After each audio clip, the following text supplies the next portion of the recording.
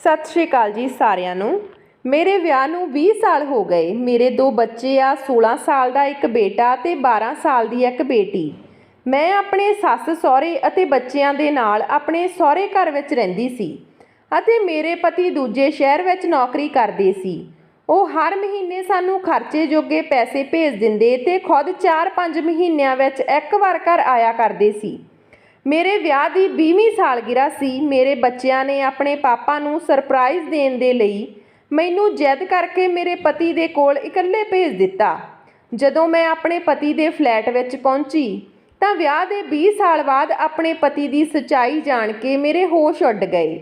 ਮਾਂ ਦੇਖੋ, ਤੁਹਾਡੀ ਟਿਕਟ ਵੀ ਬੁੱਕ ਹੋ ਚੁੱਕੀ ਹੈ, ਹੁਣ ਤਾਂ ਮੰਨ ਜਾਓ। ਇਹ ਬੋਲਦੇ ਹੋਏ ਨੂੰ ਮੇਰਾ 16 ਸਾਲ ਦਾ ਬੇਟਾ ਸ਼ੁਭਮ ਮੈਨੂੰ ਮੋਬਾਈਲ 'ਤੇ ਕਨਫਰਮ ਟਿਕਟ ਦਿਖਾਉਂਦਾ ਹੈ। ਮੈਂ ਕੁਝ ਬੋਲਦੀ ਉਸ ਤੋਂ ਪਹਿਲਾਂ ਹੀ ਮੇਰੀ 12 ਸਾਲਾਂ ਦੀ ਬੇਟੀ ਆਪਣੇ ਭਰਾ ਦੇ ਵੱਲ ਦੇਖਦੀ ਹੋਈ ਕਹਿੰਦੀ ਹੈ, ਸੱਚਮੁੱਚ ਹੁਣ ਮਾਂ ਨੂੰ ਕੋਈ ਨਹੀਂ ਰੋਕ ਸਕਦਾ। ਮੈਂ ਆਪਣੇ ਦੋਹਾਂ ਬੱਚਿਆਂ ਦੇ ਵੱਲ ਦੇਖਦੇ ਹੋਏ ਕਿਹਾ, ਤੁਹਾਨੂੰ ਦੋਨਾਂ ਨੂੰ ਕੀ ਹੋ ਗਿਆ? ਕਿਉਂ ਜਿੱਦ ਲਾ ਕੇ ਬੈਠੇ ਹੋ? ਅਤੇ ਛੋਟੀ, ਤੂੰ ਇਹ ਸਭ ਕੀ ਬੋਲ ਰਹੀ ਆ? ਪੜ੍ਹਾਈ ਵਿੱਚ ਤਾਂ ਤੇਰਾ ਮਨ ਲੱਗਦਾ ਨਹੀਂ, ਹਰ ਵਕਤ ਫਿਲਮੀ ਡਰਾਮੇ ਕਰਨ ਤੋਂ ਆਵਾਜ਼ ਨਹੀਂ ਆਉਂਦੀ ਤੂੰ। ਸ਼ੁਭਮ ਖੁਸ਼ੀ ਨਾਲ ਇੱਕ ਵਾਰ ਮੇਰੇ ਵੱਲ ਤੇ ਇੱਕ ਵਾਰ ਛੋਟੀ ਭੈਣ ਦੇ ਵੱਲ ਦੇਖਦਾ ਹੋਇਆ ਕਿਹਾ, ਮਾਂ ਕਿੰਨਾ ਚੰਗਾ ਲੱਗੇਗਾ ਪਾਪਾ ਨੂੰ ਜਦੋਂ ਉਹ ਤੁਹਾਨੂੰ ਆਪਣੇ ਵਿਆਹ ਦੀ 20ਵੀਂ ਸਾਲਗਿਰਾ 'ਤੇ ਅਚਾਨਕ ਆਪਣੇ ਦਰਵਾਜ਼ੇ ਦੇ ਕੋਲ ਦੇਖਣਗੇ। ਪਾਪਾ ਤਾਂ ਖੁਸ਼ੀ ਵਿੱਚ ਪਾਗਲ ਹੀ ਹੋ ਜਾਣਗੇ। ਸਾਡਾ ਇਹ ਸਰਪ੍ਰਾਈਜ਼ ਗਿਫਟ ਪਾਪਾ ਨੂੰ ਕਿੰਨਾ ਪਸੰਦ ਆਵੇਗਾ। ਛੋਟੀ ਕਹਿੰਦੀ, ਮਾਂ ਜਦੋਂ ਪਾਪਾ ਨੇ ਦਰਵਾਜ਼ਾ ਖੋਲ੍ਹਿਆ ਤਾਂ ਤੁਸੀਂ ਕਹਿਣਾ ਸਰਪ੍ਰਾਈਜ਼। ਕਾਸ਼ ਪਾਪਾ ਵੀ ਕੋਈ ਗਾਣਾ ਗਾ ਦੇਣ।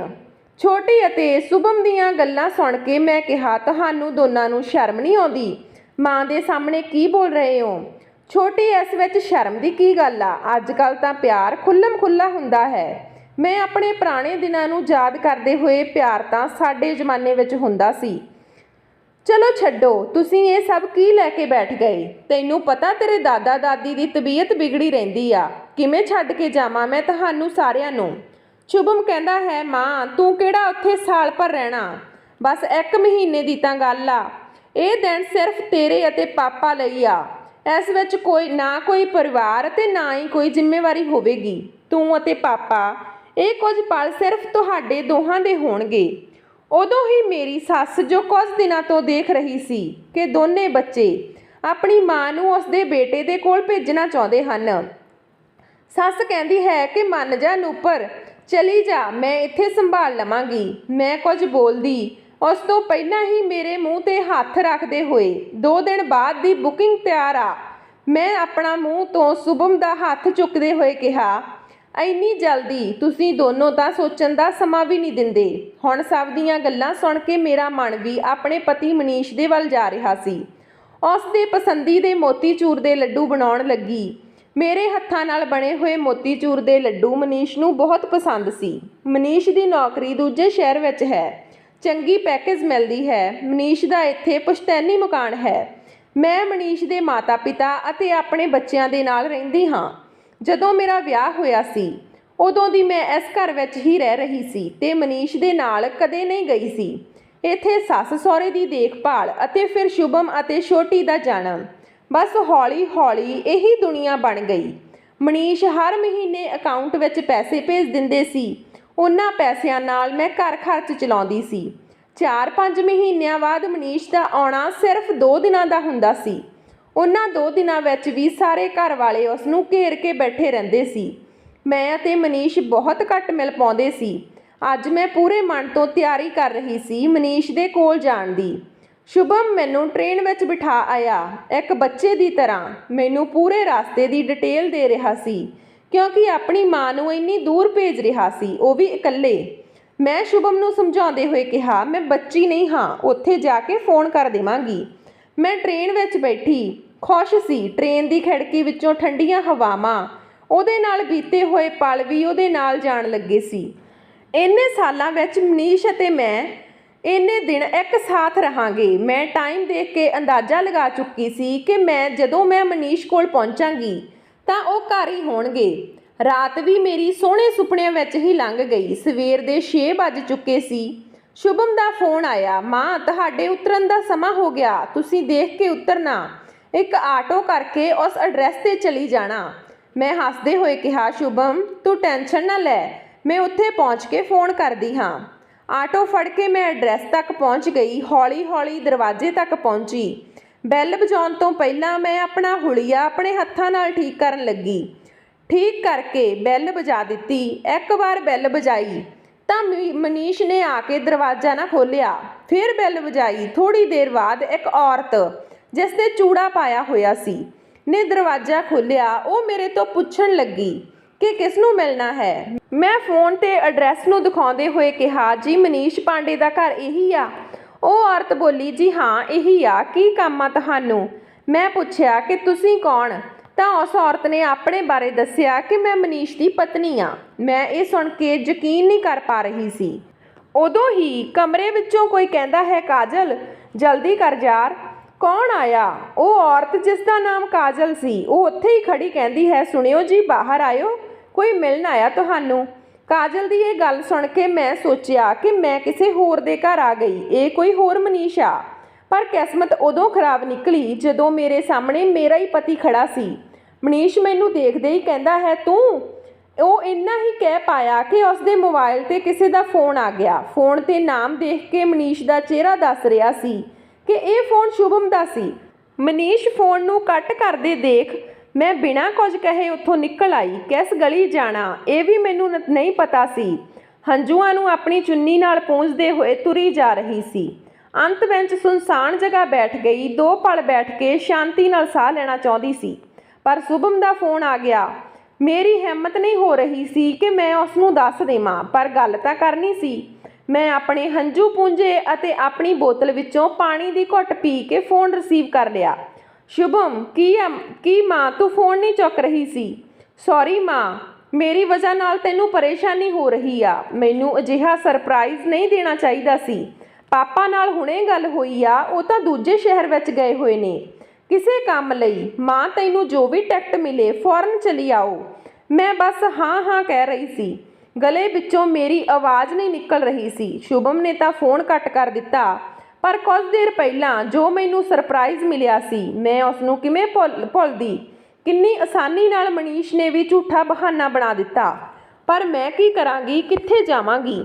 ਇੱਕ ਸਰਪ੍ਰਾਈਜ਼ ਦੇਣ ਆਈ ਸੀ ਮਨੀਸ਼ ਨੂੰ ਆਪਣੀ 20ਵੀਂ ਸਾਲਗਿਰਾ 'ਤੇ, ਪਰ ਇੱਥੇ ਤਾਂ ਮਨੀਸ਼ ਨੇ ਹੀ ਮੈਨੂੰ ਰਿਟਰਨ ਗਿਫਟ ਸਰਪ੍ਰਾਈਜ਼ ਵਿੱਚ ਦੇ ਦਿੱਤਾ। ਮੈਨੂੰ ਇੰਨੇ ਸਾਲਾਂ ਵਿੱਚ ਕਦੇ ਵੀ ਮਨੀਸ਼ ਦੀਆਂ ਗੱਲਾਂ ਤੋਂ ਇਹ ਨਹੀਂ ਲੱਗਿਆ ਸੀ ਕਿ ਉਸ ਦੀ ਇੱਕ ਅਲੱਗ ਦੁਨੀਆ ਵੀ ਹੈ, ਪਰ ਜਿਸ ਨਾਲ ਮੈਂ ਜੁੜੀ ਹੋਈ ਹਾਂ ਉਹ ਵੀ ਮਨੀਸ਼ ਦੀ ਦੁਨੀਆ ਸੀ।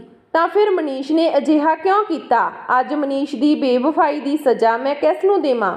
ਆਪਣੇ ਸੱਸ ਸਹੁਰੇ ਨੂੰ, ਜਿਸ ਦੇ ਨਾਲ ਮੈਂ ਰਹਿੰਦੇ 20 ਸਾਲਾਂ ਵਿੱਚ ਇੱਕ ਗਹਿਰਾ ਰਿਸ਼ਤਾ ਜੋੜ ਚੁੱਕੀ ਹਾਂ।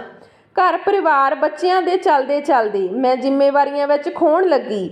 ਕਦੇ ਖੁਦ ਉੱਤੇ ਧਿਆਨ ਹੀ ਨਹੀਂ ਦਿੱਤਾ। ਹਰ ਕੋਨੇ ਵਿੱਚ ਮੋਟਾਪਾ ਵੱਧ ਰਿਹਾ ਸੀ, ਪਰ ਮਨੀਸ਼ ਨੂੰ ਤਾਂ ਕੁਝ ਹੋਰ ਹੀ ਚਾਹੀਦਾ ਸੀ ਜੋ ਕਾਜਲ ਵਿੱਚ ਸੀ, ਇੱਕਦਮ ਸਰਾਹੀ ਵਰਗੀ ਪਤਲੀ ਕਾਜਲ। ਪਰ ਸ਼ੁਭਮ ਅਤੇ ਛੋਟੀ ਦੀ ਜ਼ਿੰਮੇਵਾਰੀ ਤਾਂ ਹੁਣ ਵੀ ਮਨੀਸ਼ ਹੀ ਚੁੱਕ ਰਿਹਾ ਸੀ। ਇਹ ਸੋਚ ਹੀ ਰਹੀ ਸੀ ਕਿ ਉਦੋਂ ਹੀ ਸ਼ੁਭਮ ਦਾ ਫੋਨ ਆਇਆ। ਮਾਂ ਤੈਨੂੰ ਟਿਕਟ ਮਿਲ ਗਈ? ਮੈਂ ਖੁਦ ਨੂੰ ਸੰਭਾਲਦੇ ਹੋਏ ਝੂਠ ਬੋਲਦੀ ਹੋਈ ਨੇ ਕਿਹਾ, ਬੇਟਾ ਲੰਬੀ ਲਾਈਨ ਲੱਗੀ ਆ, ਮਿਲ ਜਾਵੇਗੀ, ਤੂੰ ਟੈਨਸ਼ਨ ਨਾ ਲੈ। ਮੈਂ ਹੁਣ ਟਿਕਟ ਲਾਈਨ ਵਿੱਚ ਹੀ ਹਾਂ। ਉਸ ਦੀ ਗੱਲ ਖਤਮ ਹੁੰਦੇ ਹੀ ਕੁਝ ਫਟੇ ਪੁਰਾਣੇ ਕੱਪੜੇ ਪਹਿਨੇ ਹੋਏ ਕੁਝ ਬੱਚੇ ਮੇਰੇ ਕੋਲ ਆ ਕੇ ਖਾਣ ਦੇ ਲਈ ਮੰਗਣ ਲੱਗੇ। ਉਦੋਂ ਹੀ ਮੈਨੂੰ ਯਾਦ ਆਇਆ ਕਿ ਮੇਰੇ ਬੈਗ ਵਿੱਚ ਮੋਤੀਚੂਰ ਦੇ ਲੱਡੂ ਰੱਖੇ ਹਨ ਜੋ ਸ਼ਾਇਦ ਕਿਸੇ ਨੂੰ ਹੁਣ ਉਹਨਾਂ ਦੀ ਜ਼ਰੂਰਤ ਨਹੀਂ। ਮੈਂ ਉਸ ਬੱਚਿਆਂ ਨੂੰ ਮੋਤੀਚੂਰ ਦੇ ਲੱਡੂ ਦੇ ਦਿੱਤੇ। ਸਫ਼ਰ ਦੇ ਦੌਰਾਨ ਘਰ ਪਹੁੰਚਦੇ ਹੀ ਦਰਵਾਜ਼ੇ 'ਤੇ ਸ਼ੁਭਮ ਖੜਾ ਸੀ ਤੇ ਕਿਹਾ, ਮਾਂ ਸ਼ੁਕਰ ਆ ਤੂੰ ਸਹੀ ਸਲਾਮਤ ਘਰ ਆ ਗਈ। ਉਦੋਂ ਹੀ ਛੋਟੀ ਨੇ ਅਣਜਾਣੇ ਵਿੱਚ ਹੀ ਕਿਹਾ, ਮਾਂ ਤੂੰ ਤਾਂ ਪਾਪਾ ਨੂੰ ਸਰਪ੍ਰਾਈਜ਼ ਦੇਣ ਗਈ ਸੀ ਪਰ ਖੁਦ ਹੀ ਸਰਪ੍ਰਾਈਜ਼ ਹੋ ਕੇ ਆ ਗਈ। ਸ਼ੁਭਮ ਕਹਿਣ ਲੱਗਿਆ, ਮਾਂ ਮੇਰੀ ਹੀ ਗਲਤੀ ਆ ਜੋ ਮੈਂ ਸਰਪ੍ਰਾਈਜ਼ ਪਲਾਨ ਕਰ ਦਿੱਤਾ। ਮੈਂ ਕਿਹਾ, ਕੋਈ ਗੱਲ ਨਹੀਂ ਬੇਟਾ, ਮੈਂ ਸਭ ਦੀਆਂ ਨਜ਼ਰਾਂ ਤੋਂ ਬਚਣ ਦੀ ਕੋਸ਼ਿਸ਼ ਕਰ ਰਹੀ ਸੀ। ਇੰਨੇ ਨੂੰ ਮੇਰੀ ਸੱਸ ਕਹਿੰਦੀ, ਮੇਰਾ ਮੁੰਡਾ ਸਾਰਾ ਦਿਨ ਇਸ ਘਰ ਦੀ ਜ਼ਿੰਮੇਵਾਰੀ ਦੇ ਲਈ ਵਿਚਾਰਾ ਇੱਧਰ ਉੱਧਰ ਧੱਕੇ ਖਾਂਦਾ ਫਿਰਦਾ ਰਹਿੰਦਾ, ਸਕੂਨ ਨਾਲ ਘਰ ਦੀ 2 ਵਕਤ ਦੀ ਰੋਟੀ ਵੀ ਨਸੀਬ ਨਹੀਂ ਹੁੰਦੀ। ਸਭ ਦੀਆਂ ਗੱਲਾਂ ਅਤੇ ਮਨੀਸ਼ ਦੇ ਪ੍ਰਤੀ ਸਭ ਦਾ ਵਿਸ਼ਵਾਸ ਦੇਖ ਕੇ ਮੈਂ ਖੁਦ ਦੇ ਹੰਝੂ ਰੋਕ ਨਹੀਂ ਪਾ ਰਹੀ ਸੀ। ਸਭ ਦੇ ਸਾਹਮਣੇ ਤਾਂ ਸੰਭਾਲ ਲਿਆ, ਪਰ ਹੁਣ ਬਰਦਾਸ਼ਤ ਤੋਂ ਬਾਹਰ ਸੀ। ਮੈਂ ਸਮਾਨ ਰੱਖੇ ਬਿਨਾਂ ਹੀ ਕਿਸੇ ਨੂੰ ਕੁਝ ਬੋਲੇ ਬਿਨਾਂ ਬਾਥਰੂਮ ਵਿੱਚ ਚਲੀ ਗਈ। ਬਾਥਰੂਮ ਵਿੱਚ ਜਾ ਕੇ ਮੈਂ ਇੰਨਾ ਜ਼ਿਆਦਾ ਰੋਈ ਕਿ ਜਿਸ ਦੀ ਕੋਈ ਹੱਦ ਹੀ ਨਹੀਂ ਸੀ। ਮਨੀਸ਼ ਦਾ ਇੰਨਾ ਵੱਡਾ ਧੋਖਾ ਮੇਰੇ ਤੋਂ ਬਰਦਾਸ਼ਤ ਨਹੀਂ ਹੋ ਰਿਹਾ ਸੀ। ਮੈਂ ਉੱਚੀ ਉੱਚੀ ਚਲਾਉਣਾ ਚਾਹੁੰਦੀ ਸੀ। ਮਨੀਸ਼ ਤੋਂ ਸਭ ਕੁਝ ਪੁੱਛਣਾ ਚਾਹੁੰਦੀ ਸੀ, ਪਰ ਕੁਝ ਨਹੀਂ ਪੁੱਛ ਪਾਈ। ਮੈਂ ਮਨੀਸ਼ ਤੋਂ ਦੂਰ ਰਹਿਣ ਦੇ ਬਾਵਜੂਦ ਵੀ ਪੂਰੀ ਇਮਾਨਦਾਰੀ ਨਾਲ ਆਪਣੇ ਜੀਵਨ ਦਾ ਸਮਾਂ ਇਸ ਘਰ ਨੂੰ ਦਿੱਤਾ ਸੀ। ਆਪਣੇ ਪਿਆਰ ਨਾਲ ਕਿਸੇ ਦੇ ਮਕਾਨ ਨੂੰ ਆਪਣਾ ਘਰ ਬਣਾਇਆ ਸੀ। ਮੈਨੂੰ ਇੰਨੀ ਦੇਰ ਤੱਕ ਬਾਥਰੂਮ ਵਿੱਚ ਗਈ ਹੋਈ ਦੇਖ ਕੇ ਮੇਰਾ ਬੇਟਾ ਕਹਿਣ ਲੱਗਿਆ, ਮਾਂ ਤੂੰ ਠੀਕ ਤਾਂ ਹੈ? ਮੇਰੇ ਮੂੰਹ ਵਿੱਚੋਂ ਆਵਾਜ਼ ਨਹੀਂ ਨਿਕਲ ਰਹੀ ਸੀ। ਮੈਂ ਕਿਹਾ, ਕੀ ਬਚਪਨਾ ਏ ਸ਼ੁਭਮ, ਥਕਾਵਟ ਮਹਿਸੂਸ ਕਰ ਰਹੀ ਹਾਂ, ਸਿਰ ਵਿੱਚ ਪਾਣੀ ਪਾ ਰਹੀ ਹਾਂ, ਤੂੰ ਤਾਂ ਚੈਨ ਨਾਲ ਸਾਹ ਵੀ ਨਹੀਂ ਲੈਣ ਦਿੰਦਾ। ਕਮਰੇ ਵਿੱਚ ਲੇਟ ਗਈ। ਪਰ ਆਰਾਮ ਕਿਵੇਂ ਕਰਦੀ? ਆਰਾਮ ਤਾਂ ਹੁਣ ਦਿਮਾਗ ਤੇ ਜ਼ੋਰ ਦਿੰਦੇ ਦਿਮਾਗ ਫਟਣ ਨੂੰ ਤਿਆਰ ਸੀ। ਕਾਜਲ ਵੀ ਮੂੰਹ ਫੜਾ ਕੇ ਬੈਠੀ ਹੋਈ ਸੀ। ਮਨੀਸ਼ ਨੇ ਉਸ ਨਾਲ ਕਈ ਵਾਰ ਗੱਲ ਕਰਨੀ ਚਾਹੀ, ਪਰ ਕਾਜਲ ਨੇ ਉਸ ਤੋਂ ਇੱਕ ਦੂਰੀ ਬਣਾ ਲਈ ਸੀ।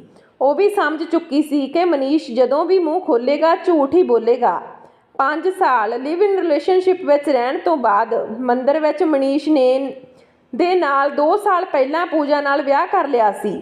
ਕਿੰਨੀ ਆਸਾਨੀ ਨਾਲ ਉਹ ਮਨੀਸ਼ ਦੇ ਝਾਂਸੇ ਵਿੱਚ ਆ ਰਹੀ ਸੀ। ਉਸ ਦੀ ਇੱਕ ਗੱਲ ਤੇ ਕਾਜਲ ਅੱਖਾਂ ਬੰਦ ਕਰਕੇ ਭਰੋਸਾ ਕਰ ਰਹੀ ਸੀ। ਸਵੇਰੇ ਉਹ ਔਰਤ ਕੌਣ ਸੀ, ਇਹ ਪੁੱਛਣ ਤੇ ਗੱਲਾਂ ਨੂੰ ਘੁਮਾਉਂਦੇ ਹੋਏ ਅੰਤ ਮਨੀਸ਼ ਨੂੰ ਸੱਚਾਈ ਦੱਸਣੀ ਪਈ। ਮਨੀਸ਼ ਹਰ ਮਹੀਨੇ ਘਰੇ ਪੈਸੇ ਭੇਜਦੇ ਸੀ। ਇਹ ਗੱਲ ਤਾਂ ਕਾਜਲ ਨੂੰ ਪਤਾ ਸੀ, ਕਿਉਂਕਿ ਮਨੀਸ਼ ਦੇ ਮੁਤਾਬਕ ਉਸ ਦੇ ਮਾਂ-ਬਾਪ ਉਸ ਦੇ ਇੱਕ ਰਿਸ਼ਤੇਦਾਰ ਦੇ ਕੋਲ ਰਹਿੰਦੇ ਸੀ। ਕਾਜਲ ਨੇ ਕਈ ਵਾਰ ਕਿਹਾ ਕਿ ਮੈਨੂੰ ਆਪਣੇ ਮਾਂ-ਬਾਪ ਨਾਲ ਮਿਲਾ ਦੇਵੋ, ਪਰ ਮਨੀਸ਼ ਇਹ ਕਹਿ ਕੇ ਟਾਲ ਦਿੰਦਾ ਕਿ ਤੂੰ ਇੱਕ ਬੰਗਾਲੀ ਆ, ਤੈਨੂੰ ਤੇ ਮੇਰੇ ਮਾਂ-ਬਾਪ ਪਸੰਦ ਨਹੀਂ ਕਰਨਗੇ। ਕਾਜਲ ਵੀ ਉਹੀ ਕੰਮ ਕਰਦੀ ਸੀ ਜਿੱਥੇ ਮਨੀਸ਼ ਕੰਮ ਕਰਦਾ ਸੀ। ਦੋਨਾਂ ਦੀ ਮੁਲਾਕਾਤ ਪਿਆਰ ਵਿੱਚ ਬਦਲ ਗਈ। ਹੁਣ ਮਨੀਸ਼ ਦੀ ਹਕੀਕਤ ਕਾਜਲ ਦੇ ਸਾਹਮਣੇ ਸੀ, ਪਰ ਕਾਜਲ ਮੇਰੀ ਤਰ੍ਹਾਂ ਕਮਜ਼ੋਰ ਨਹੀਂ ਸੀ। ਬੜੀ ਆਸਾਨੀ ਨਾਲ ਮਨੀਸ਼ ਨੂੰ ਧਮਕੀ ਦਿੰਦੇ ਹੋਏ ਆਪਣੇ ਸਨਮਾਨ ਦੇ ਨਾਲ ਉਹ ਘਰ ਛੱਡ ਰਹੀ ਸੀ। ਅੱਜ ਦੀ ਸਵੇਰ ਕਿੰਨਿਆਂ ਦੀ ਜ਼ਿੰਦਗੀ ਨਾਲ ਖੇਡ ਗਈ। ਮਨੀਸ਼ ਆਪਣਾ ਸਿਰ ਫੜ ਕੇ ਬੈਠਾ ਸੀ। ਬਹੁਤ ਮਨਾਉਣ ਦੀ ਕੋਸ਼ਿਸ਼ ਕੀਤੀ ਕਾਜਲ ਨੂੰ, ਪਰ ਸਭ ਬੇਕਾਰ। ਇੱਕ ਸਕਿੰਟ ਵਿੱਚ ਸਭ ਕੁਝ ਬਦਲ ਗਿਆ ਤੇ ਇੱਧਰ ਮੈਂ ਸਭ ਦੀਆਂ ਨਜ਼ਰਾਂ ਨੂੰ ਖੁਦ ਤੋਂ ਬਚਾਉਣ ਦੀ ਕੋਸ਼ਿਸ਼ ਕਰਦੀ ਰਹਿੰਦੀ। 2 ਦਿਨ ਲੰਘ ਗਏ ਤੇ ਮੇਰੇ ਚਿਹਰੇ ਤੇ ਇੱਕਦਮ ਖਾਮੋਸ਼ੀ ਸੀ। ਹੋਰ ਕਿਸੇ ਨੇ ਨੋਟਿਸ ਨਹੀਂ ਕੀਤਾ, ਪਰ ਮੇਰਾ ਬੇਟਾ ਸਮਝ ਗਿਆ। ਉਹ ਜਦੋਂ ਵੀ ਮੇਰੇ ਤੋਂ ਕੁਝ ਪੁੱਛਦਾ ਤਾਂ ਮੈਂ ਬਹਾਨੇ ਬਣਾਉਣੇ ਸ਼ੁਰੂ ਕਰ ਦਿੰਦੀ। ਸ਼ੁਭਮ ਆਪਣੇ ਆਪ ਨੂੰ ਕੋਸਦਾ ਕਿ ਇਹ ਸਭ ਮੇਰੀ ਵਜ੍ਹਾ ਨਾਲ ਹੋਇਆ। ਮੈਂ ਆਪਣੀ ਮਾਂ ਦੇ ਅੰਦਰ ਇੱਕ ਉਮੀਦ ਜਗਾ ਦਿੱਤੀ ਸੀ ਪਾਪਾ ਨੂੰ ਮਿਲਣ ਦੀ, ਜੋ ਪੂਰੀ ਨਹੀਂ ਹੋਈ। ਸ਼ਾਇਦ ਇਸ ਲਈ ਮਾਂ ਦੁਖੀ ਆ। 3-4 ਦਿਨ ਲੰਘੇ ਸੀ ਕਿ ਮਨੀਸ਼ ਨੇ ਇਸ ਘਰ ਵਿੱਚ ਕਦਮ ਰੱਖਿਆ। ਮਨੀਸ਼ ਦੇ ਘਰੇ ਆਉਂਦੇ ਹੀ ਉਸਦੇ ਮਾਤਾ-ਪਿਤਾ ਦੋਨੋਂ ਬੜੇ ਖੁਸ਼ ਸੀ। ਮੇਰੀ ਬੇਟੀ ਵੀ ਪਾਪਾ ਦੀ ਰੱਟ ਲਗਾਉਂਦੀ ਹੋਈ ਮਨੀਸ਼ ਦੇ ਅੱਗੇ ਪਿੱਛੇ ਘੁੰਮਣ ਲੱਗੀ। ਮਨੀਸ਼ ਦੀ ਮਾਂ ਤਾਂ ਆਪਣੇ ਬੇਟੇ ਦੇ ਲਈ ਪਸੰਦ ਦਾ ਖਾਣਾ ਬਣਾਉਣ ਲਈ ਮੈਨੂੰ ਵਾਰ-ਵਾਰ ਕਹਿ ਰਹੀ ਸੀ। ਮਨੀਸ਼ ਨੇ ਤਰਸ਼ੀਆਂ ਨਿਗਾਹਾਂ ਨਾਲ ਮੈਨੂੰ ਕਈ ਵਾਰ ਵੇਖਣ ਦੀ ਕੋਸ਼ਿਸ਼ ਕੀਤੀ, ਪਰ ਮੈਨੂੰ ਕੋਈ ਫਰਕ ਨਹੀਂ ਪੈਂਦਾ ਸੀ। ਸਭ ਨੂੰ ਬਿਜ਼ੀ ਦੇਖ ਕੇ ਮਨੀਸ਼ ਮੇਰੇ ਕੋਲ ਆ ਗਿਆ, ਪਰ ਮੈਂ ਆਪਣਾ ਰਸਤਾ ਬਦਲ ਲਿਆ। ਅੱਜ ਮੈਂ ਉਹੀ ਬਣਾਇਆ ਸੀ ਜੋ ਮੈਨੂੰ ਅਤੇ ਮੇਰੇ ਬੱਚਿਆਂ ਨੂੰ ਪਸੰਦ ਸੀ। ਮਨੀਸ਼ ਦੀ ਮਾਂ ਦਾ ਰਾਤ ਦਾ ਖਾਣਾ ਦੇਖ ਕੇ ਮੈਨੂੰ ਖਰੀ ਖੋਟੀ ਸੁਣਾਉਣ ਲੱਗੀ ਤੇ ਕਿਹਾ ਕਿ ਤੂੰ ਇਸ ਤੋਂ ਪਹਿਲਾਂ ਕਦੇ ਅਜਿਹਾ ਨਹੀਂ ਹੋਇਆ। ਇਸ ਵਿੱਚ ਕੁਝ ਵੀ ਮੇਰੇ ਬੇਟੇ ਦੀ ਪਸੰਦ ਦਾ ਨਹੀਂ, ਪਰ ਮੈਂ ਕੁਝ ਨਹੀਂ ਕਿਹਾ ਕਿਉਂਕਿ ਮੈਂ ਜਾਣਦੀ ਸੀ ਕਿ ਇੱਕ ਮਾਂ ਦੇ ਲਈ ਕਈ ਮਹੀਨਿਆਂ ਬਾਅਦ ਉਸਦੇ ਬੱਚੇ ਨੂੰ ਦੇਖਣ ਦੀ ਖੁਸ਼ੀ ਕੀ ਹੁੰਦੀ ਆ, ਚਾਹੇ ਉਸਦਾ ਬੇਟਾ ਉਸਦੇ ਕੋਲ ਰਹੇ ਜਾਂ ਨਾ ਰਹੇ। ਸ਼ੁਭਮ ਵੀ ਅੱਜ ਮੇਰੇ ਬਦਲਦੇ ਰਵੱਈਏ ਨੂੰ ਦੇਖ ਰਿਹਾ ਸੀ। ਖੁਸ਼ੀ ਵਿੱਚ ਜਿਸ ਮਾਂ ਦੇ ਹੱਥ ਥੱਕਦੇ ਨਹੀਂ ਸੀ, ਹਜ਼ਾਰਾਂ ਪਕਵਾਨ ਬਣਾਉਂਦੇ ਹੋਏ ਦਿਨ ਰਾਤ ਨਿਕਲ ਜਾਂਦੀ ਸੀ। 2-2 ਦਿਨਾਂ ਵਿੱਚ ਹੀ ਜੋ 6 ਮਹੀਨਿਆਂ ਦੀ ਕਸਰ ਪੂਰੀ ਕਰ ਦਿੰਦੀ ਸੀ, ਅੱਜ ਇੰਨੀ ਬਦਲੀ ਕਿਉਂ ਸੀ? ਉਹ ਜਾਣ ਗਿਆ ਸੀ ਕਿ ਜੋ ਮੇਰੀ ਮਾਂ ਇਸ ਤਰ੍ਹਾਂ ਕਰ ਰਹੀ ਆ, ਕੋਈ ਗੱਲ ਜ਼ਰੂਰ ਹੈਗੀ ਆ। ਰਾਤ ਦੇ ਖਾਣੇ ਤੋਂ ਬਾਅਦ ਮਨੀਸ਼ ਹੁਣ ਜਾਣਦਾ ਸੀ ਕਿ ਮੈਂ ਹੁਣ ਉਸ ਦੇ ਕਮਰੇ ਵਿੱਚ ਜਾਵਾਂਗੀ ਤਾਂ ਉਦੋਂ ਗੱਲ ਕਰ ਲਵਾਂਗਾ, ਪਰ ਮੇਰੇ ਮਨ ਮੁਤਾਬਕ ਕੁਝ ਹੋਰ ਹੀ ਚੱਲ ਰਿਹਾ ਸੀ। ਮਨੀਸ਼ ਕਮਰੇ ਵਿੱਚ ਮੇਰਾ ਇੰਤਜ਼ਾਰ ਕਰਦਾ ਰਿਹਾ, ਪਰ ਮੈਂ ਆਪਣੇ ਬੇਟੇ ਦੇ ਕਮਰੇ ਵਿੱਚ ਸੌਣ ਲਈ ਚਲੀ ਗਈ ਤੇ ਸ਼ਿਵਮ ਨੂੰ ਕਿਹਾ ਕਿ ਮੈਂ ਤੇਰੇ ਨਾਲ ਹੀ ਸੌਵਾਂਗੀ। ਸ਼ਿਵਮ ਨੇ ਚੌਂਕ ਕੇ ਕਿਹਾ ਕਿ ਕੀ ਹੋਇਆ ਮਾਂ, ਪਾਪਾ ਨਾਲ ਕੋਈ ਅਣਬਣ ਹੋ ਗਈ? ਇੰਨੇ ਬੋਲਣ ਦੀ ਦੇਰ ਸੀ ਕਿ ਮੇਰੀਆਂ ਅੱਖਾਂ ਛਲ-ਛਲ ਪਾਣੀ ਵਹਿਣ ਲੱਗਿਆ। ਸ਼ੁਭਮ ਕਹਿਣ ਲੱਗਿਆ, ਦੱਸ ਤਾਂ ਸਹੀ ਮਾਂ, ਕੀ ਹੋਇਆ ਜੋ ਤੂੰ ਸਾਡੇ ਤੋਂ ਛੁਪਾ ਰਹੀ ਆ? ਮੈਂ ਆਪਣੇ ਹੰਝੂਆਂ ਨੂੰ ਅੱਖਾਂ ਵਿੱਚੋਂ ਹੀ ਰੋਕਦੇ ਹੋਏ ਕਿਹਾ ਕਿ ਮੈਨੂੰ ਸੌਣ ਦੇ, ਤੂੰ ਲਾਈਟ ਆਫ ਕਰ ਦੇ ਬੇਟਾ, ਮੈਂ ਸਿਰ ਦਰਦ ਨਾਲ ਪਰੇਸ਼ਾਨ ਆ। ਲਾਈਟ ਤਾਂ ਮੇਰੇ ਬੇਟੇ ਨੇ ਆਫ ਕਰ ਦਿੱਤੀ, ਪਰ ਨੀਂਦ ਨਾ ਮੈਨੂੰ ਸੀ, ਨਾ ਮੇਰੇ ਬੇਟੇ ਨੂੰ ਤੇ ਨਾ ਮਨੀਸ਼ ਨੂੰ। ਉਧਰ ਮਨੀਸ਼ ਆਪਣੇ ਕਮਰੇ ਦੀ ਘੜੀ ਤੇ ਸੂਈਆਂ ਦੇਖਦਾ ਤੇ ਕਦੇ ਦਰਵਾਜ਼ੇ ਤੇ ਦੇਖਦਾ। ਬਹੁਤ ਦੇਰ ਬਾਅਦ ਜਦੋਂ ਮੈਂ ਆਪਣੇ ਕਮਰੇ ਵਿੱਚ ਨਾ ਗਈ ਤਾਂ ਮਨੀਸ਼ ਮੈਨੂੰ ਇੱਧਰ ਉੱਧਰ ਲੱਭਣ ਲੱਗਾ। ਕਦੇ ਰਸੋਈ ਵਿੱਚ ਦੇਖਦਾ ਤੇ ਕਦੇ ਬਾਥਰੂਮ ਵਿੱਚ। ਉਸ ਦੀ ਮਾਂ ਦੇ ਕਮਰੇ ਵਿੱਚ ਤਾਂ ਮੈਂ ਜਾਵਾਂਗੀ ਨਹੀਂ, ਇਹ ਉਸ ਨੂੰ ਅੰਦਾਜ਼ਾ ਹੋ ਗਿਆ ਸੀ। ਮੈਂ ਆਪਣੇ ਬੇਟੇ ਦੇ ਕਮਰੇ ਵਿੱਚ ਸੀ, ਪਰ ਉਸ ਦੀ ਹਿੰਮਤ ਨਹੀਂ ਹੋਈ ਕਿ ਉਹ ਮੈਨੂੰ ਬੁਲਾਵੇ। ਮੈਂ ਆਪਣੇ ਮੂੰਹ ਵਿੱਚ ਚੁੰਨੀ ਦਬਾ ਕੇ ਰੱਖੀ ਹੋਈ ਸੀ ਤਾਂ ਕਿ ਮੇਰੇ ਹੌਂਕੇ ਕਦੇ ਮੇਰਾ ਬੇਟਾ ਨਾ ਸੁਣ ਲਵੇ। ਮੇਰੇ ਕੋਲ ਹਜ਼ਾਰਾਂ ਸਵਾਲ ਸੀ ਜਿਸ ਦੇ ਜਵਾਬ ਮੈਨੂੰ ਚਾਹੀਦੇ ਸੀ। ਮਨੀਸ਼ ਨੇ ਮੇਰਾ ਭਰੋਸਾ ਤੋੜਿਆ ਸੀ। ਮੇਰਾ ਮਨ ਕਰਦਾ ਸੀ ਕਿ ਮੈਂ ਇਹ ਘਰ ਛੱਡ ਕੇ ਚਲੀ ਜਾਵਾਂ। ਆਪਣੇ ਬੇਟੇ ਅਤੇ ਬੇਟੀ ਦਾ ਭਵਿੱਖ ਦੇਖ ਕੇ ਜਲਦਬਾਜ਼ੀ ਵਿੱਚ ਕੋਈ ਫੈਸਲਾ ਨਹੀਂ ਕਰਨਾ ਚਾਹੁੰਦੀ ਸੀ ਤੇ ਇਹ ਵੀ ਸੋਚਦੀ ਸੀ ਕਿ ਇਸ ਉਮਰ ਵਿੱਚ ਮੈਨੂੰ ਨੌਕਰੀ ਕੌਣ ਦੇਵੇਗਾ, ਕਿਉਂਕਿ ਮੇਰਾ ਅੱਧਾ ਜੀਵਨ ਤਾਂ ਰਸੋਈ ਵਿੱਚ ਹੀ ਗੁਜ਼ਰ ਗਿਆ ਸੀ। ਆਪਣੇ ਦੋਨਾਂ ਬੱਚਿਆਂ ਨੂੰ ਲੈ ਕੇ ਮੈਂ ਕਿੱਥੇ ਭਟਕਾਂਗੀ। ਪੇਕੇ ਜਾ ਕੇ ਆਪਣੇ ਸਨਮਾਨ ਨੂੰ ਖੋਣਾ ਨਹੀਂ ਚਾਹੁੰਦੀ ਸੀ। ਮੈਂ ਜਾਣਦੀ ਸੀ ਕਿ ਪੇਕੇ ਤਾਂ 2 ਦਿਨ ਦੇ ਲਈ ਹੀ ਠੀਕ ਰਹਿੰਦੇ ਆ। ਵਿਆਹ ਦੇ ਬਾਅਦ ਪਤੀ ਨੂੰ ਛੱਡ ਕੇ ਬੱਚਿਆਂ ਦੇ ਨਾਲ ਉੱਥੇ ਰਹਿਣਾ ਵੀ ਮੁਸ਼ਕਲ ਹੋਵੇਗਾ। ਇਹ ਸਭ ਸੋਚਣ ਦੇ ਬਾਅਦ ਵੀ ਅੱਜ ਮਨੀਸ਼ ਨੂੰ ਸਾਹਮਣੇ ਦੇਖ ਕੇ ਮੈਨੂੰ ਕੋਈ ਅਹਿਸਾਸ ਨਹੀਂ ਹੋ ਰਿਹਾ ਸੀ। 20 ਸਾਲਾਂ ਦਾ ਸਾਥ, 20 ਸਾਲਾਂ ਦਾ ਪਿਆਰ, 20 ਸਾਲਾਂ ਦਾ ਇੱਕ ਦੂਜੇ ਉੱਤੇ ਭਰੋਸਾ ਮੇਰੇ ਹੱਥਾਂ ਵਿੱਚੋਂ ਸਭ ਰੇਤੇ ਦੀ ਤਰ੍ਹਾਂ ਫਿਸਲਣ ਲੱਗਾ। ਜਿਵੇਂ ਤਿਵੇਂ ਕਰਕੇ ਅੱਜ ਦੀ ਰਾਤ ਗੁਜ਼ਰ ਗਈ। ਰੋਜ਼ਾਨਾ ਦੀ ਤਰ੍ਹਾਂ ਅੱਜ ਵੀ ਦਿਨ ਦੀ ਸ਼ੁਰੂਆਤ ਮੇਰੀ ਰਸੋਈ ਨਾਲ ਹੋਈ ਸੀ। ਮਨੀਸ਼ ਨੂੰ ਪਤਾ ਸੀ ਕਿ ਮੈਂ ਘਰ ਵਿੱਚ ਸਭ ਤੋਂ ਪਹਿਲਾਂ ਉੱਠਦੀ ਹਾਂ। ਮੇਰੇ ਉੱਠਣ ਤੋਂ ਪਹਿਲਾਂ ਹੀ ਰਸੋਈ ਵਿੱਚ ਖੜਾ ਸੀ। ਮੇਰੇ ਕੋਲ ਆ ਕੇ ਕਹਿੰਦਾ, ਤੂੰ ਨਾਰਾਜ਼ ਆ ਮੇਰੇ ਨਾਲ, ਪਰ ਮੇਰੇ ਤਾਂ ਕੰਨਾਂ ਦੇ ਦਰਵਾਜ਼ੇ ਵੀ ਬੰਦ ਹੋ ਚੁੱਕੇ ਸੀ। ਮਨੀਸ਼ ਨੇ 2-3 ਵਾਰ ਮੈਨੂੰ ਬੁਲਾਇਆ, ਪਰ ਮੈਂ ਆਪਣੇ ਕੰਮਾਂ ਵਿੱਚ ਲੱਗੀ ਰਹੀ। 2 ਦਿਨ ਹੋ ਗਏ ਸੀ ਮਨੀਸ਼ ਨੂੰ ਘਰ ਆਏ ਹੋਏ, ਪਰ ਮੇਰੀ ਇੱਕ ਵਾਰ ਵੀ ਉਹਨਾਂ ਨਾਲ ਗੱਲ ਨਾ ਹੋਈ। ਮਨੀਸ਼ ਵੀ ਜਾਣਦਾ ਸੀ ਕਿ ਮੈਂ ਹਾਲੇ ਗੁੱਸੇ ਵਿੱਚ ਹਾਂ, ਇਸ ਲਈ ਮੈਂ ਸੁਣ ਨਹੀਂ ਰਹੀ। ਗੁੱਸਾ ਜਦੋਂ ਠੰਡਾ ਹੋ ਜਾਵੇਗਾ ਤਾਂ ਇਸ ਨੂੰ ਮੇਰੇ ਕੋਲ ਹੀ ਆਉਣਾ ਪਵੇਗਾ, ਕਿਉਂਕਿ ਮੈਂ ਇੱਕ ਘਰੇਲੂ ਮਹਿਲਾ ਸੀ ਜੋ ਸੋਚ ਤਾਂ ਸਕਦੀ ਸੀ ਪਰ ਕੋਈ ਫੈਸਲਾ ਨਹੀਂ ਕਰ ਸਕਦੀ ਸੀ। ਮੇਰੇ ਤੇ ਕਾਜਲ ਵਿੱਚ ਜ਼ਮੀਨ ਅਸਮਾਨ ਦਾ ਅੰਤਰ ਸੀ। ਮੈਂ ਆਪਣਾ ਸਭ ਕੰਮ ਖਤਮ ਕਰਕੇ ਆਪਣੇ ਬੇਟੇ ਦੇ ਕਮਰੇ ਵਿੱਚ ਆ ਗਈ। ਮੇਰੇ ਬੇਟੇ ਨੇ ਕਿਹਾ ਕਿ ਮਾਂ, ਹੁਣ ਤਾਂ ਤੂੰ ਮੈਨੂੰ ਸਭ ਦੱਸ ਕਿ ਤੇਰੇ ਪਾਪਾ ਵਿੱਚ ਕੀ ਹੋਇਆ ਏ। ਮੈਂ ਪਹਿਲਾਂ ਤਾਂ ਉਸ ਨੂੰ ਕਾਫੀ ਟਾਈਮ ਟਾਲਦੀ ਰਹੀ, ਫਿਰ ਉਸ ਨੂੰ ਦੱਸਿਆ ਕਿ ਤੇਰੇ ਪਾਪਾ ਨੇ ਆਪਣੇ ਸਾਰਿਆਂ ਨਾਲ ਧੋਖਾ ਕੀਤਾ। ਜੋ ਵੀ ਮੈਂ ਦੇਖਿਆ ਸੀ ਮੈਂ ਸਾਰਾ ਕੁਝ ਸ਼ੁਭਮ ਨੂੰ ਦੱਸ ਦਿੱਤਾ। ਮੇਰੇ ਬੇਟੇ ਨੂੰ ਤਾਂ ਵਿਸ਼ਵਾਸ ਨਹੀਂ ਹੋ ਰਿਹਾ ਸੀ ਕਿ ਮੇਰੇ ਪਾਪਾ ਵੀ ਇਸ ਤਰ੍ਹਾਂ ਕਰ ਸਕਦੇ ਆ, ਪਰ ਸ਼ੁਭਮ ਕਾਫੀ ਦੇਰ ਤੱਕ ਸ਼ਾਂਤ ਰਿਹਾ ਤੇ ਅਚਾਨਕ ਇੱਕ ਪ੍ਰਸ਼ਨ ਮੇਰੇ ਸਾਹਮਣੇ ਰੱਖਦੇ ਹੋਏ ਕਿਹਾ ਕਿ ਮਾਂ, ਤੂੰ ਕੀ ਚਾਹੁੰਦੀ ਆ। ਮੈਂ ਉਸ ਦੇ ਵੱਲ ਦੇਖਦੀ ਹੋਈ ਨੇ ਕਿਹਾ ਕਿ ਮੈਂ ਸਮਝਦੀ ਨਹੀਂ।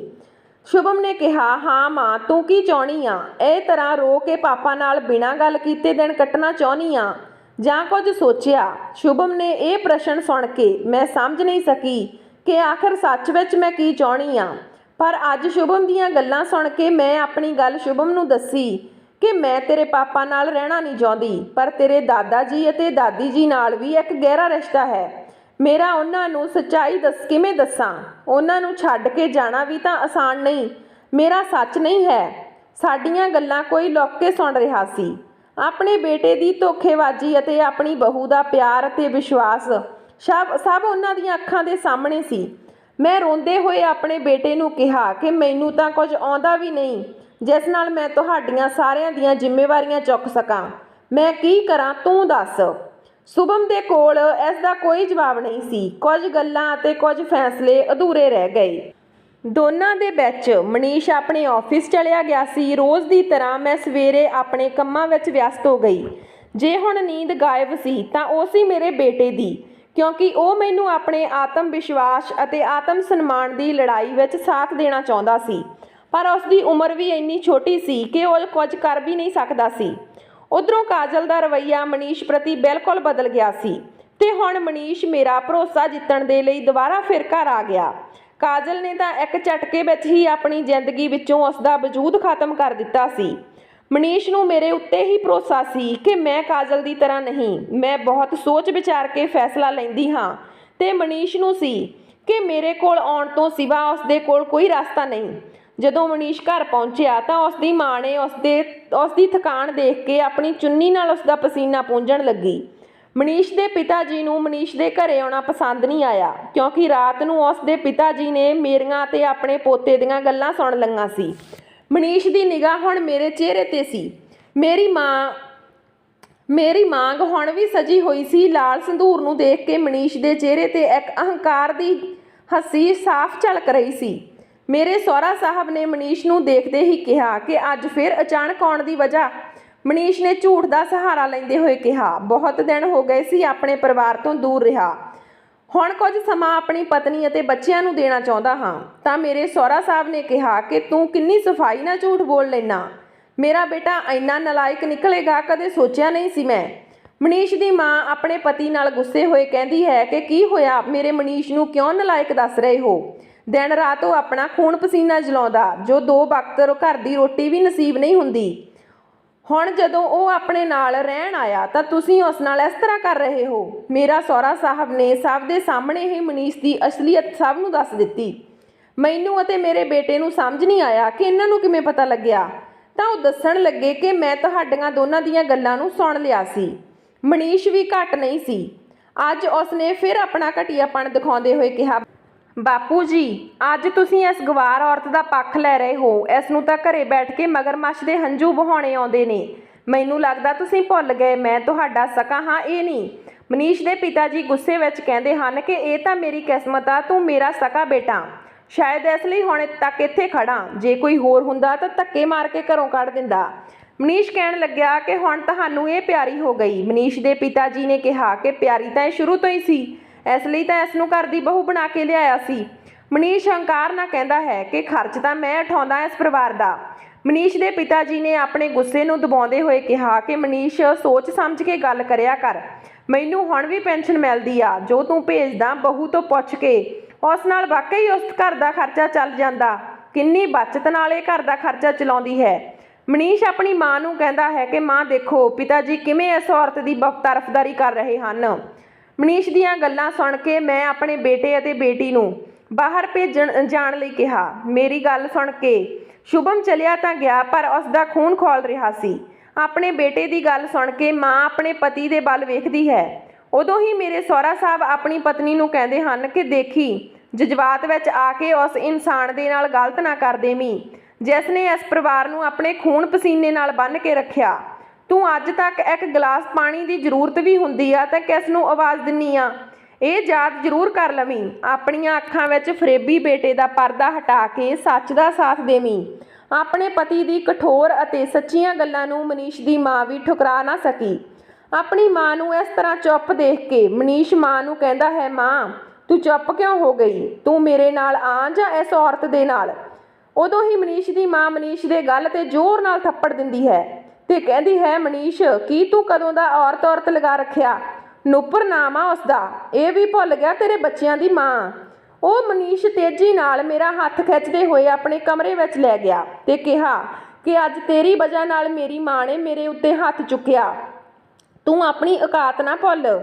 ਮੇਰੇ ਟੁਕੜਿਆਂ 'ਤੇ ਪਲਦੀ ਆਂ ਤੂੰ। ਜਦੋਂ ਮੈਂ ਇਹ ਪੈਸਾ ਦੇਣਾ ਬੰਦ ਕਰ ਦਿੱਤਾ ਤਾਂ ਤੂੰ ਉਦੋਂ ਸਮਝੇਗੀ। ਇਹ ਆਕੜ ਸਭ ਉਦੋਂ ਨਿਕਲ ਜਾਊਗੀ। ਮੈਂ ਆਪਣੇ ਪਤੀ ਨੂੰ ਉੱਥੇ ਹੀ ਛੱਡ ਕੇ ਆਪਣੇ ਸਹੁਰੇ ਦੇ ਕਮਰੇ ਵਿੱਚ ਜਾ ਕੇ ਕਿਹਾ, ਪਿਤਾ ਜੀ ਮੈਂ ਆਪਣੇ ਬੱਚਿਆਂ ਦੇ ਨਾਲ ਇਹ ਘਰ ਛੱਡਣਾ ਚਾਹੁੰਦੀ ਆ। ਮੈਂ ਹੁਣ ਇਸ ਆਦਮੀ ਦੇ ਨਾਲ ਨਹੀਂ ਰਹਿਣਾ। ਇੰਨੇ ਨੂੰ ਮੇਰੀ ਸੱਸ ਬੋਲੀ, ਤੂੰ ਕੀ ਬੋਲ ਰਹੀ ਆ? ਛੋਟੀ ਜਿਹੀ ਗੱਲ ਦਾ ਪਤੰਗੜ ਨਾ ਬਣਾ। ਲੜਕਾ ਜਾਤਾ ਉਹ ਬਾਹਰ ਰਹਿੰਦਾ, ਭੁੱਲ ਗਿਆ ਹੋਵੇਗਾ, ਭਟਕ ਗਿਆ ਹੋਵੇਗਾ ਇੱਕ ਵਾਰ। ਔਰਤ ਜਾਤ ਦਾ ਕੰਮ ਹੀ ਆ ਇਹ ਪਰਦੇ ਵਿੱਚ ਆਪਣੇ ਪਤੀ ਦੇ ਪਿੱਛੇ ਚੱਲਣਾ, ਉਸ ਦੀਆਂ ਭੁੱਲਾਂ ਨੂੰ ਛੁਪਾ ਕੇ ਉਸ ਦੇ ਨਾਲ ਰਹਿਣਾ। ਮੈਂ ਆਪਣੇ ਸਹੁਰੇ ਵੱਲ ਵੇਖ ਕੇ ਕਿਹਾ, ਪਾਪਾ ਜੀ ਮੈਨੂੰ ਹੁਣ ਇੱਥੋਂ ਜਾਣਾ ਬਿਹਤਰ ਹੋਵੇਗਾ। ਮੇਰੇ ਸਹੁਰੇ ਨੇ ਆਪਣੇ ਬੇਟੇ ਦੀ ਬਾਂਹ ਫੜ ਕੇ ਉਸ ਨੂੰ ਅੱਧੀ ਰਾਤ ਨੂੰ ਘਰੋਂ ਕੱਢ ਦਿੱਤਾ, ਕਿਉਂਕਿ ਉਹ ਬੁਢਾਪੇ ਵਿੱਚ ਆਪਣੇ ਪੋਤੀ ਪੋਤੇ ਨੂੰ ਦੂਰ ਨਹੀਂ ਕਰਨਾ ਚਾਹੁੰਦੇ ਸੀ। ਮੈਂ ਇਸ ਘਰ ਵਿੱਚ ਰਹਿਣ ਤਾਂ ਲੱਗੀ, ਪਰ ਉਸ ਘਰ ਵਿੱਚ ਹੋਏ ਅਪਮਾਨਾਂ ਨਾਲ ਮੈਨੂੰ ਦਿੱਕਤ ਹੋ ਰਹੀ ਸੀ, ਜਿਸ ਨਾਲ ਕਦੇ ਇੱਕ ਗਹਿਰਾ ਰਿਸ਼ਤਾ ਕਾਇਮ ਸੀ। ਅੱਜ ਪਰਾਏਪਣ ਦਾ ਅਹਿਸਾਸ ਹੋ ਰਿਹਾ ਸੀ। ਸਾਡੀ ਗਵਾਂਢਣ ਸਾਡੇ ਘਰੇ ਆ ਜਾਂਦੀ ਸੀ। ਉਹ ਮੇਰੀ ਹੀ ਉਮਰ ਦੀ ਸੀ। ਉਹ ਮੇਰੇ ਤੋਂ ਛੋਟੇ-ਮੋਟੇ ਕੰਮ ਕਰਵਾ ਲੈਂਦੀ ਸੀ। ਮੈਂ ਵੀ ਉਸ ਦਾ ਹਰ ਕੰਮ ਕਰਕੇ ਬਹੁਤ ਸੁੰਦਰ ਤਰੀਕੇ ਨਾਲ ਕਰਦੀ ਸੀ। ਉਹ ਮੈਨੂੰ ਕਹਿੰਦੀ ਕਿ ਮੈਂ ਇੱਕ ਮੁਸੀਬਤ ਵਿੱਚ ਫਸ ਗਈ, पर मैं अपने पति दीयां करतूतां बाहर हाले तक नहीं किसी नूं दस्सियां सी। मैं उसके सामने भी हिम्मत बना के कहंदी कि किहड़ी प्रॉब्लम विच फस गई मेरी भैण। मेरी गवांढण कहंदी कि मेरी बेटी का जन्म दिन आ, जो साडे घरे खाना बनाउंदी आ वो कल नहीं आवेगी, इसलिए तू ही खाना बना दे प्लीज़। 50 लोगों का खाना बनाउणा तू तां जाणदी आ कि मैं इन्ना कुछ नहीं संभाल सकदी। मेरे हत्थ तां खाना मेरे तेरे भरा नूं पसंद नहीं तां इन्ने लोकां नूं किवें पसंद आवेगा जे तू बना देवें तां।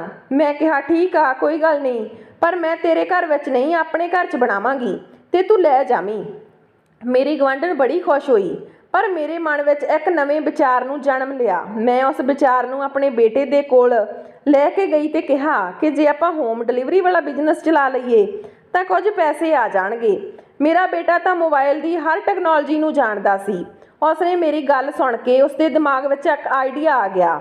हुण उहदा ध्यान मेरीआं गल्लां विच नहीं सी, वो तां कुछ अलग ही करन दी तैयारी करन लग्या। दूजे दिन जदों मैं अपने गवांढियां दे डिनर की तैयारी कर रही सी तो उसने हर खाने की आइटम नूं अपने मोबाइल ते वीडियो बनाउणा शुरू कर दिता।